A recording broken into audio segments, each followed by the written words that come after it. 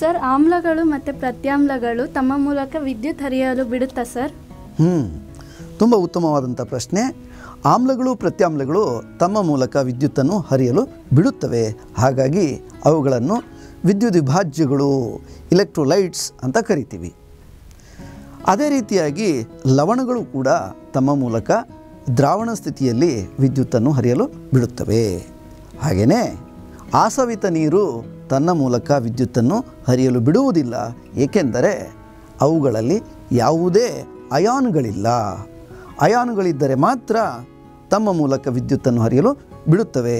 ಈಗ ಇದನ್ನು ಒಂದು ಚಟುವಟಿಕೆಯ ಮೂಲಕ ಅರ್ಥ ಮಾಡಿಕೊಳ್ಳೋಣ. ಕುಸುಮ, ಈಗ ನಾನು ಈ ವಿದ್ಯುತ್ ಹರಿಯಲು ಬಿಡುತ್ತದೆಯೇ ಇಲ್ಲವೇ ಅನ್ನೋದನ್ನು ತಿಳ್ಕೊಳ್ಳೋದಕ್ಕೆ ಒಂದು ಸರಳವಾದಂತಹ ಉಪಕರಣವನ್ನು ಸಿದ್ಧ ಮಾಡಿಟ್ಕೊಂಡಿದ್ದೇನೆ.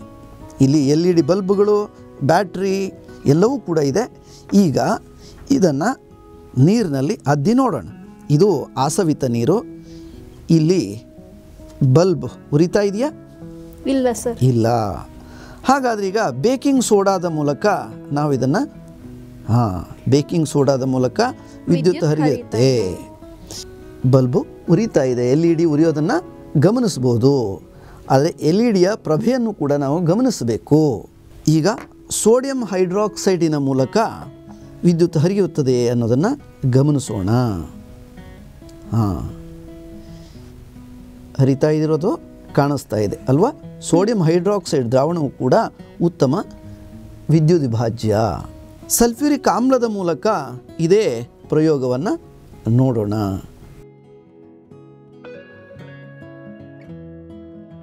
LED ಬಲ್ಬು ಉರಿತಾ ಇರೋದನ್ನು ಗಮನಿಸ್ಬೋದು. ಈಗ ವಿನಿಗರ್ನ ಮೂಲಕ